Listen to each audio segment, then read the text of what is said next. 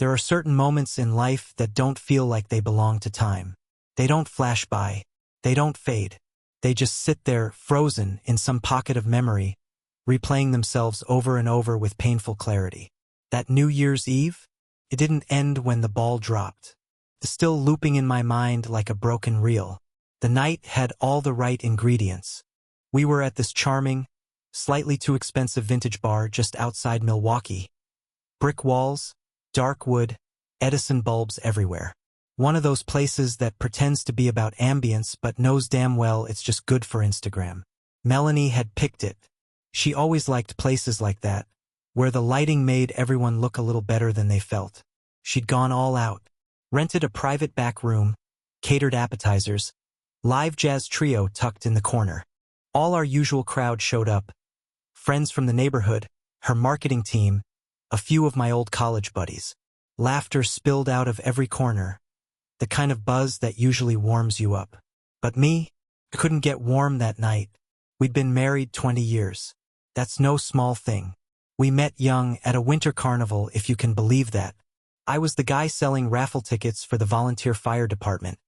She was the girl with the red scarf and peppermint hot chocolate. From the jump, she had this confidence I didn't quite understand, and I chased it like it was the last train out of town. 20 years later, we were still showing up to things together, still hosting parties, still smiling in photos. But something had shifted. Not all at once. More like when you don't notice how cold the room's gotten until your breath fogs in front of you. Anyway, I was sitting next to her at one of the corner tables, halfway through my second old-fashioned, watching the light catch in her earrings, when Jake walked in. Jake, her coworker, from marketing, or, according to her, former coworker. She'd mentioned once that he'd left the company a few months back, right before she stopped talking about him altogether. Too abruptly, like someone slamming a drawer shut just because you asked what was inside. He walked in with that overconfident energy that some guys mistake for charm, tight black shirt, cologne that arrived before he did, and a look in his eye that said he was used to people looking back. The moment she saw him, Melanie lit up, not in a long time no see kind of way, but in a way I hadn't seen from her in a long time, like someone flipping on a switch that had been off around me for months. She stood to hug him. Not a polite hug. Not a brief, "Hey, good to see you" hug. No. This was a full-body, arms around the neck kind of embrace. I watched her sink into it, laughing into his shoulder, holding on for a beat longer than she should have. And when she sat back down, there it was. That scent. Not hers. Not mine. Something musky. Sharp. It hit me right in the back of the throat like a punch wrapped in silk. Her perfume and his cologne had mingled on her neck, and my stomach turned the way it does when your body knows something your brain is still trying to deny. I didn't say anything. Not yet. What do you say? "Hey honey, you smell like another man." Care to explain? No. You play your part. You nod. You smile.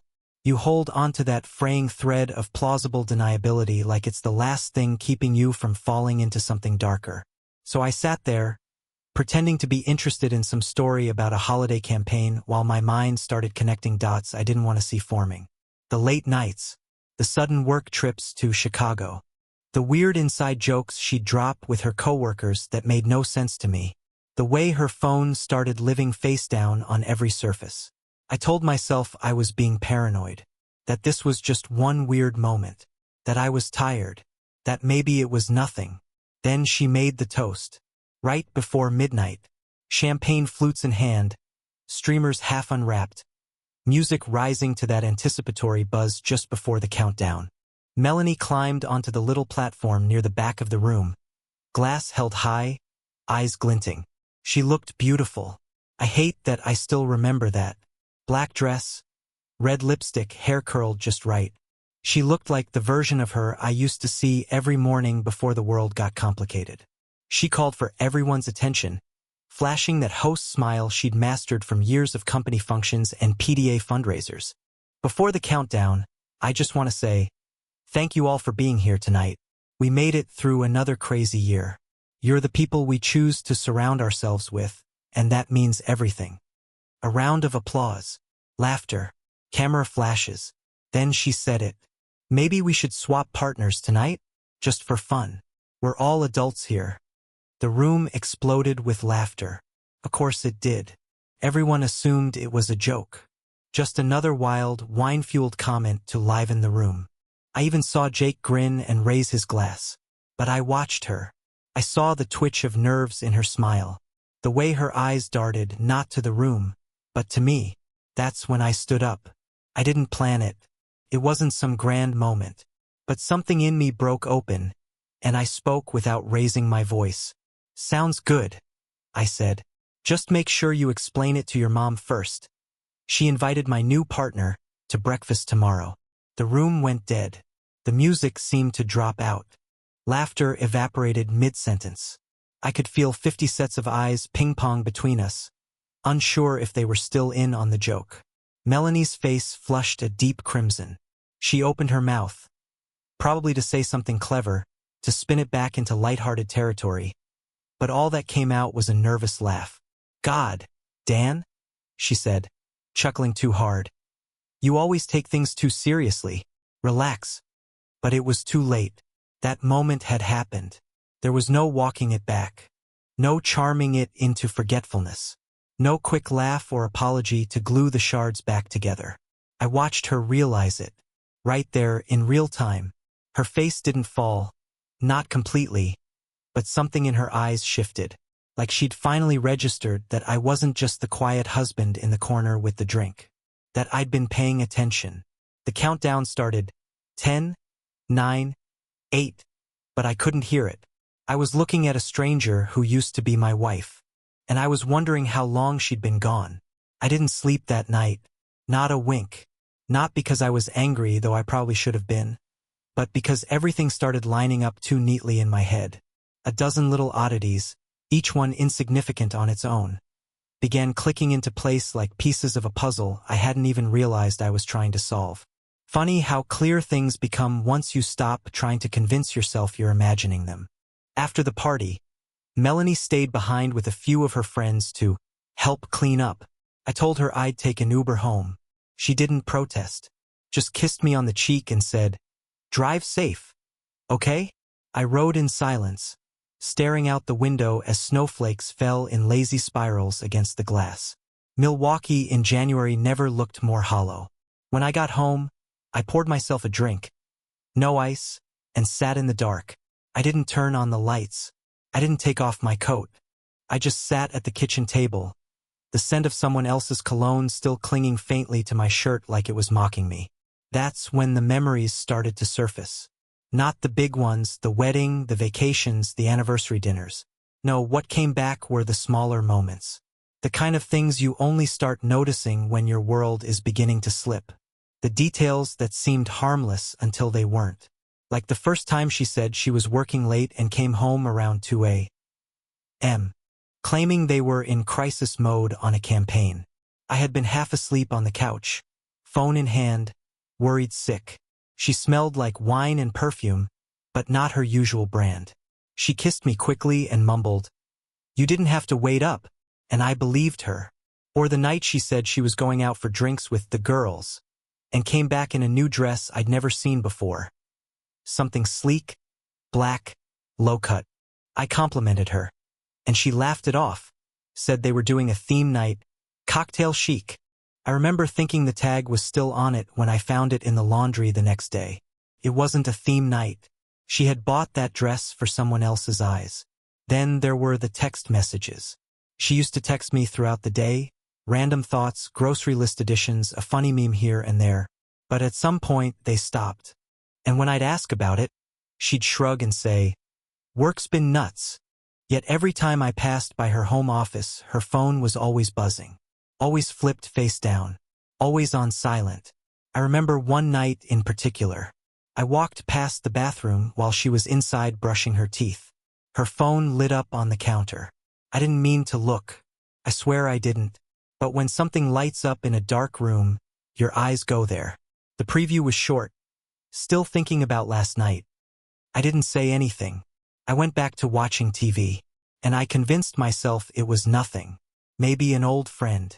Maybe a joke. Maybe it wasn't even her phone. But I knew. God, I knew. There was this emotional chill between us that had crept in so slowly I didn't realize I was freezing until I couldn't feel anything anymore. She used to sit beside me on the couch with her legs tucked under mine. Slowly, over months, she started sitting further and further away, like we were guests in the same room. And when I tried to bridge the distance, put a hand on her thigh, pull her close, she'd smile and say, "Not now, babe, I'm tired." Tired. That word became a shield she used to deflect everything. Tired after work. Tired after travel. Tired after a phone call. Tired after being away for days.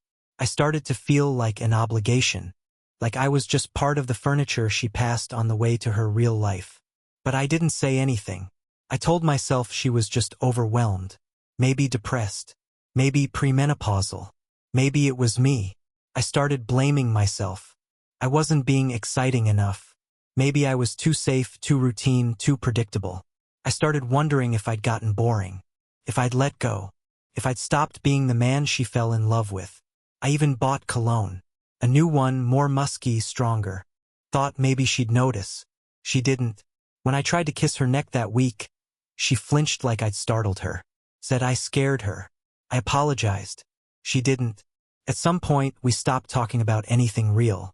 Conversations became logistical, dinner plans, grocery needs, her mother's birthday, the cable bill. Anything that brushed against emotion or int asterisk Macy was swept aside like dust under a rug we both pretended wasn't there. And then there were the inside jokes. She'd be on the phone with people from work, always on speaker, always laughing. I'd ask what was so funny, and she'd just wave me off. Inside joke. You had to be there. But the laugh was too familiar, too effortless. The kind of laugh I hadn't heard from her in a long time. The kind of laugh that stings when you realize it's not yours anymore. She was still there in the house. Technically, her coat still hung by the door. Her shoes still sat in a neat line next to mine. Her coffee mug still had a chipped handle she refused to throw away. But emotionally, she was somewhere else. Living some invisible parallel life I wasn't invited into. And I let it happen. That's the part that guts me the most. I let the signs wash over me like background noise. I gave her the benefit of the doubt so many times, I stopped recognizing what trust actually looked like. I rationalized. I excused. I buried the truth under layers of maybe I'm just imagining things. Because the lie was easier to live with than the truth. The truth meant admitting she didn't want me anymore. That she had drifted so far out of reach that even if I stretched with all my might, I wouldn't be able to pull her back. By the time she came home that night, after the party, I was still at the kitchen table. The drink had gone warm.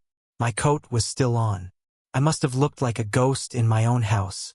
She breezed in with the same energy she left with. Smiling, cheeks flushed from the cold. She set her purse down and said, "You came home early. I thought you'd stick around a bit longer." I looked up at her. She looked beautiful, still radiant from the party. And I realized, with a clarity that hit me like a punch to the chest, she wasn't mine anymore. She belonged to another world now. One I couldn't see. One she had built behind closed doors, filled with whispered laughter and messages sent when I wasn't around. "You okay?" she asked, pulling off her earrings. "Yeah," I said quietly. "Just tired." Tired. Just like her. She didn't ask any more questions. Just nodded and disappeared upstairs. That's when it sank in. This wasn't a phase. This wasn't just stress or aging or the ebb and flow of long-term marriage. This was something else entirely. This was the silence that comes after the storm. The space between knowing and acknowledging. The breath before a confrontation you already know is coming, but are still pretending can be avoided. I sat in that silence for hours, watching the digital clock on the microwave blink into the early morning. 1:17, 2:03, 3:11. And somewhere between 4 o'clock and 5 a.m., I finally whispered the words to no one but myself. She's not coming back. Not really. Not emotionally. And maybe she hadn't been mine for a long, long time. It didn't take a smoking G***N. Just a reflection. They say your mind creates its own evidence when it's desperate for the truth. That you start seeing things that aren't there. But what I saw wasn't imagined. It wasn't interpreted. It wasn't me being paranoid or overly sensitive or insecure. It was a hand. On her waist. In our house. On a night when I wasn't home. And I wasn't even looking for it. It happened 2 days after the New Year's party. The house was quiet. Too quiet. Melanie had gone to Olympia again for a so-called client retreat. She said they were team building at some lodge in the woods. Wine, snowshoes, hot tubs.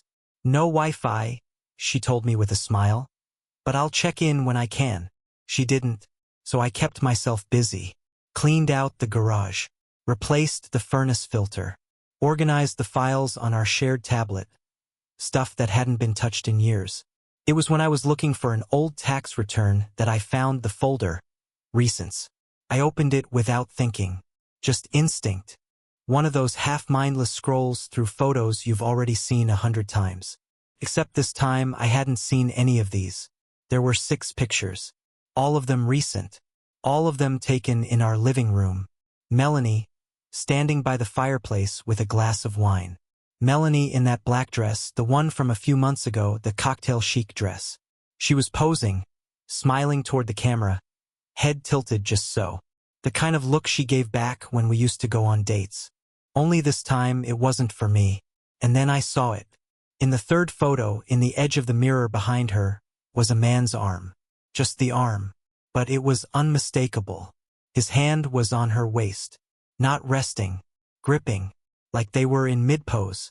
Like this was normal. My whole body went cold. The reflection didn't show his face. Just enough to make my stomach turn. A dark shirt, rolled sleeves, a gold watch I didn't recognize. The photo's timestamp was right there in the corner, November 18th. That was the weekend I was in Chicago chaperoning a student robotics competition. She had said she was staying home, catching up on errands and taking a bath with a book. Instead, she was here, in our house, wearing that dress, holding that glass, and letting another man's hand rest on her like it belonged. I didn't react. Not outwardly. I just stared at it. For a long time.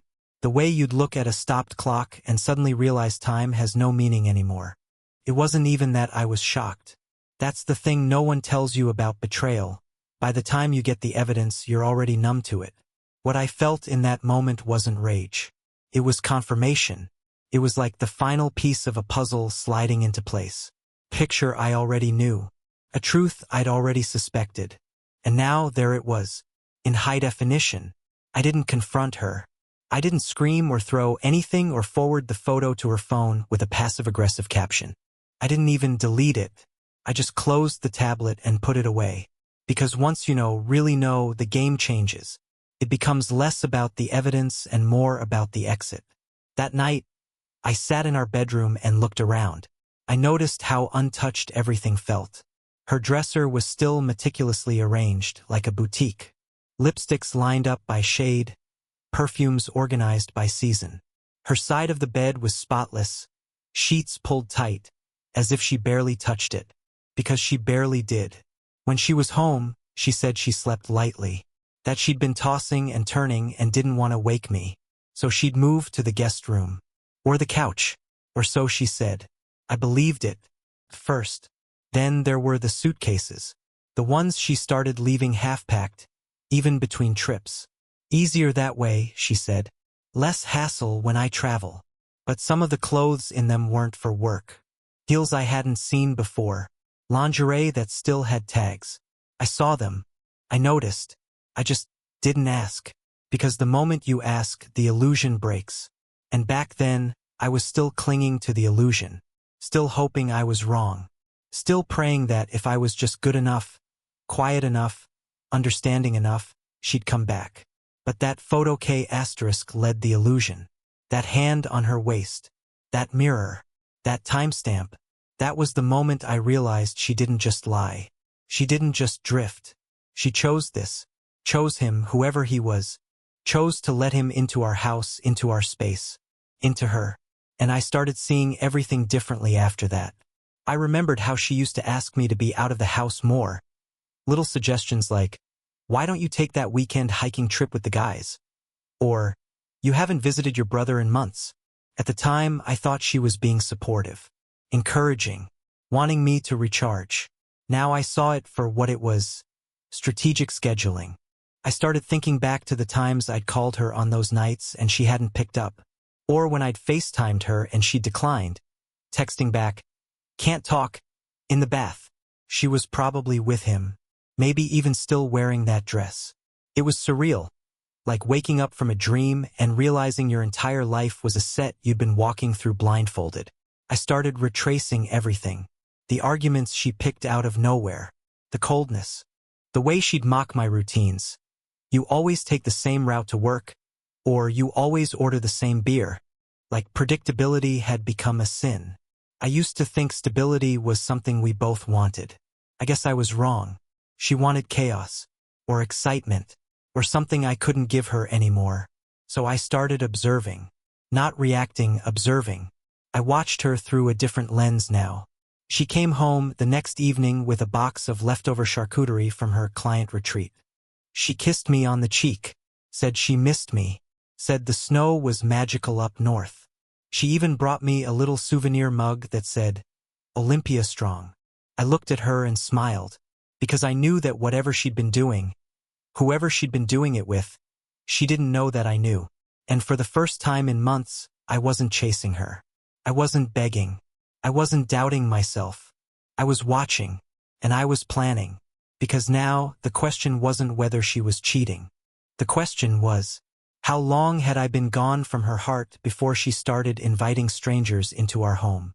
And the answer was already written across that photo, in the hand around her waist, in the mirror's reflection, in the space where I used to be. I waited 3 days before I said anything.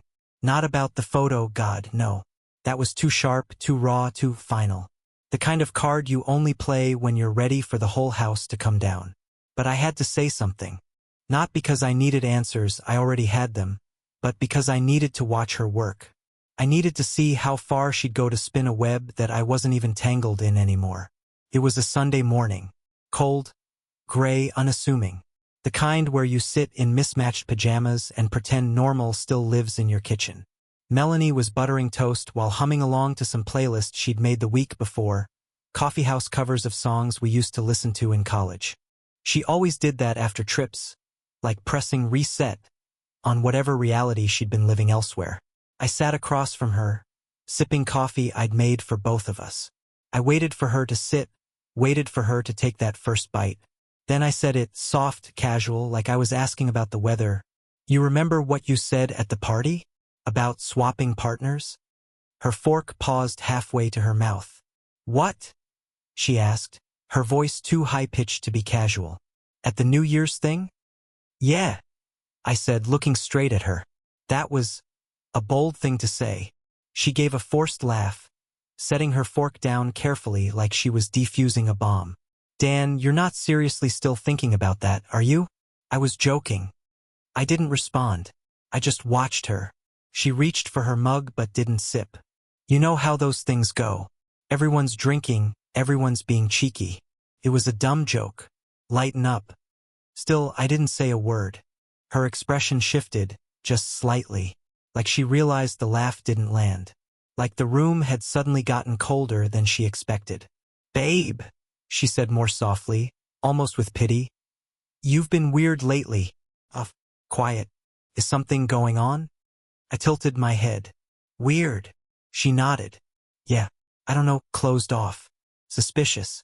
I've noticed it for a while now." Suspicious. It was the way she said that word that sent something crawling down my spine. She said it like I'd been caught doing something wrong. Like I was the one being watched. I shrugged. "I guess things just feel different lately." She leaned forward, hand brushing mine. "Is this about us getting older?" she asked gently. "Because it's normal. People go through phases. Hormones shift. Men in their 40s sometimes experience, well, mood changes, insecurity, even paranoia. It's okay to talk about that." I almost laughed. Not because it was funny, but because of how perfectly rehearsed it was. She wasn't denying anything. She was redirecting, reframing my clarity as confusion, making herself the calm, rational spouse trying to help her poor, fragile husband sort through his male menopause. I'm not paranoid, I said, keeping my tone even. I didn't say you were. She smiled in that gentle, patronizing way therapists sometimes do in movies. I'm just saying maybe you're interpreting things through a negative lens right now. Maybe you need to look inward a little. Look inward. That's when I realized. She was already laying the groundwork, setting the stage for a narrative where I was the unstable one, the emotionally distant husband, the one who overthought, who saw betrayal in every shadow. That way, when the truth eventually came out, and it would, she'd already planted the idea that I was unreliable, overly emotional, too sensitive. I've just been tired, I said, matching her smile. Maybe you're right. Her eyes lit up, like she'd won something, like she had gently pulled me back into the current without me noticing the tide. She reached across the table, squeezed my hand. You've been working so hard lately. Maybe you just need a break. Maybe we both do. We've been so busy. Busy? I echoed. Yeah, that's one word for it. She nodded enthusiastically, misreading my tone, or pretending to. Exactly. Maybe we should do a little weekend away. Just us. No work, no distractions. I almost agreed. Part of me wanted to.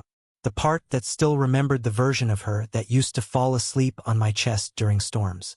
The version that laughed at my terrible jokes and kissed me on the shoulder while cooking. But that version was a ghost. She'd left her skin behind and slipped into another life when I wasn't looking. So I said, let me think about it, and stood to rinse my cup. I could feel her watching me. I could feel the calculations spinning behind her eyes. And for the next few days, things shifted. She started texting me again during the day. Little things. A photo of her lunch. Funny meme. A thinking about you message with a heart emoji. I responded politely. At home, she initiated conversations more. Asked how work was going. Sat beside me during shows we hadn't watched together in years. Laughed too hard at the parts that weren't funny. Like someone doing a script read of our marriage with the wrong emotional cues. She even left her phone face up, like an offering.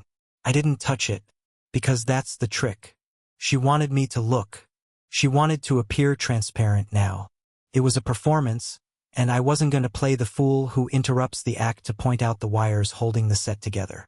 Instead, I listened. One night, while brushing her teeth, she casually said, I think maybe I need to talk to someone.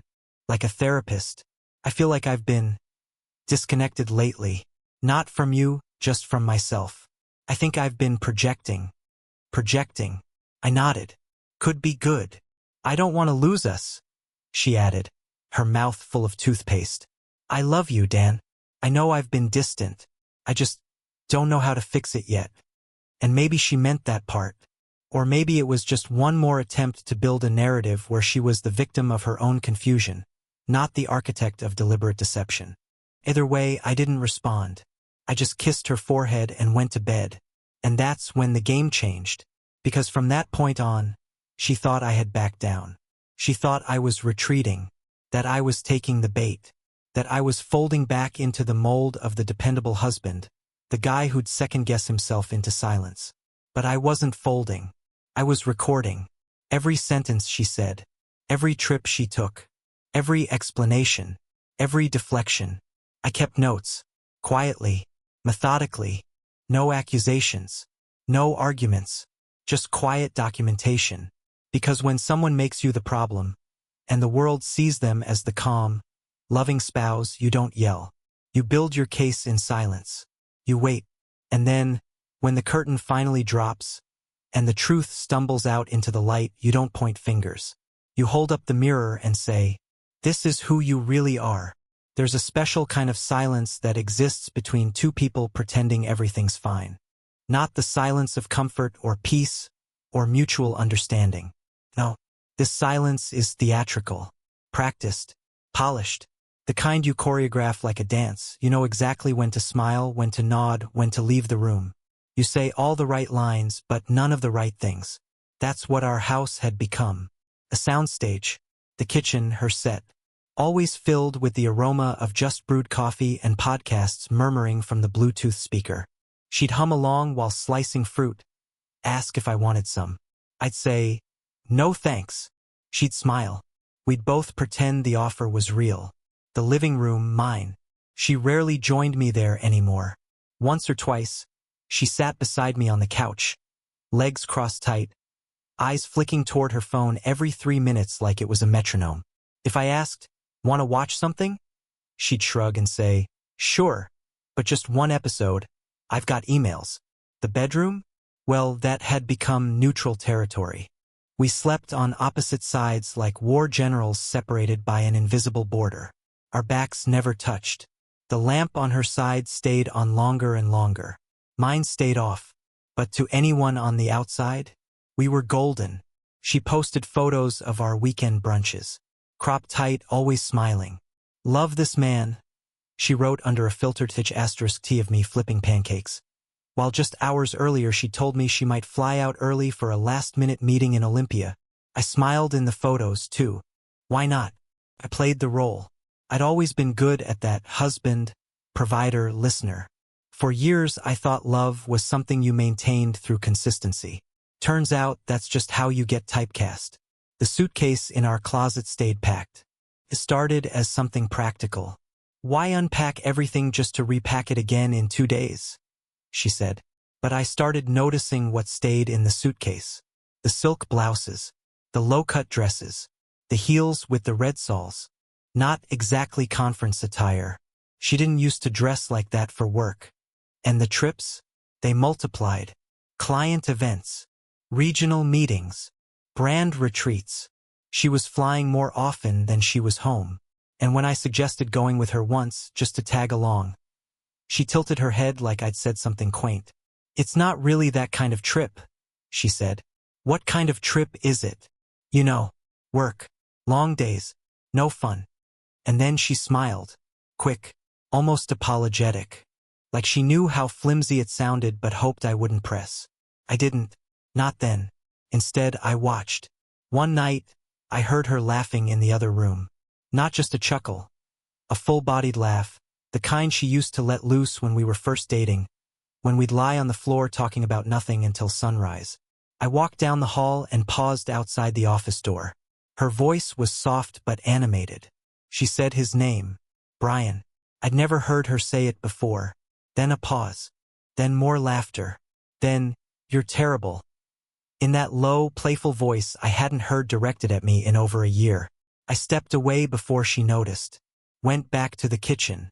Poured myself a glass of water and stared at the sink until the hum of her conversation faded into the walls. The next day, I asked her who Brian was. She blinked. Just once. "Oh, just a new guy at work. He's hilarious." "Hilarious," I repeated. "Yeah, like, too many dad jokes. Keeps everyone sane during long meetings." I nodded. "Why?" she asked, too casual. "You jealous?" I smiled. "Should I be?" She laughed, tight and unconvincing. "Dan, come on. You know you're the only one who puts up with me." She said it like a joke, but we both knew what she meant. That week, she brought home a bottle of Pinot I'd mentioned liking years ago. She cooked pasta, lit candles, played some Norah Jones album we used to listen to on rainy Sundays. "Thought we could have a nice night in," she said. I sat across from her, twirling my fork slowly. "Any special occasion?" "Nope. Just thought you could use a pick-me-up. You've seemed down lately." I looked at her. Her makeup was subtle, hair pinned back just so. She had on that blue dress I once told her made her look like a storm rolling in over water. And maybe that's what she was now. A storm. Beautiful, distant, and impossible to touch. After dinner, she leaned across the table and put her hand on mine. "I know things have been weird," she said. "I feel it too. I just don't know what to do about it." "Do you want to fix it?" I asked. She hesitated. It was only a second, maybe less, but it was there. Then she smiled. "Of course. Don't you?" I didn't answer, because at that point I didn't know. What I did know was that she had stopped being my wife months ago. She'd become a character. Polished and sweet when she needed to be, dismissive and distant when the curtain dropped. She was the perfect spouse at dinner parties. She remembered birthdays. She even planned our anniversary trip 6 months in advance. Greece, she said, or maybe Croatia. It's time we traveled more. But I could feel the emptiness behind it all. She lived in our house like a tenant, paid rent in smiles, cleaned up after herself, kept the common areas tidy. But emotionally, she had already packed up and moved somewhere else. I remember waking up one night around 3 a.m. She wasn't in bed. I padded out into the hallway and saw the glow under the office door. It was cracked just enough to see her silhouette, backlit by her laptop. Her head was tilted, hand near her mouth. I couldn't hear her words, but I could tell she was whispering. I waited. Eventually, she closed the laptop, sighed, and sat there in the dark for a few seconds before turning off the desk lamp and heading to the bathroom. When she saw me standing in the hallway, she jumped. "Jesus, Dan, you scared me." "Couldn't sleep," I said. She nodded, brushing past me. "Me neither. Just catching up on emails." "The 3 a.m. I nodded. "Long thread." She forced a laugh. "You know how it is." And then she was gone. I stood there a while, listening to the hum of the refrigerator, the silence that follows a lie when you're both too tired to name it. I started keeping a folder. Nothing dramatic. Just notes. Observations. Dates. Times. The nights she came home late. The new dresses. The missed calls. The phrases she repeated when deflecting. "You're being dramatic. Don't you trust me? You're reading too much into things." I became fluent in her language of denial. And every time she smiled, I smiled back. Because the truth was simple. She thought I didn't know. She thought she was balancing two lives successfully. One foot in our world, the other in his. She didn't realize I had already let go. I was just waiting for the house of cards to fall. I didn't ask questions anymore. Stopped texting when she was out. Stopped trying to initiate anything physical. She never noticed, because I had become safe again. Predictable. The husband who made coffee, folded laundry, paid bills. The background character in her narrative. And that was fine with me, because every play has to end. And when the final act comes, I won't be in the audience. I'll be gone before the lights come up. Leaving didn't happen with a bang. No shouting, no slam doors. Just silence. I spent weeks preparing, copying documents, tracking finances, opening a new account. I stopped trying to fix what wasn't mine to fix. I became invisible in my own home, and strangely, that made it easier. She didn't notice. I tested it once. Left the house for a full day without telling her. Came back late. She didn't ask where I'd been. She was on the phone, laughing. Probably with him. So I kept going. Pulling back one thread at a time. By the time I walked out the front door for good, it wasn't dramatic. It was peaceful. Because I finally understood. She wasn't hiding from me anymore. She just didn't care if I saw her. The final blow didn't come from Melanie. Came from him. A man named Brian messaged me out of the blue. Said he thought I deserved to know. Said he'd just found out she was married. He attached *TS, photos, hotel receipts, proof. "I'm sorry," he wrote. "She lied to both of us." And that was it. I didn't reply. Didn't confront her. I just left. No note. No goodbye. She lost me the night she raised her glass and joked about swapping partners. And never realized I meant it when I said I had someone new. Her name was Freedom.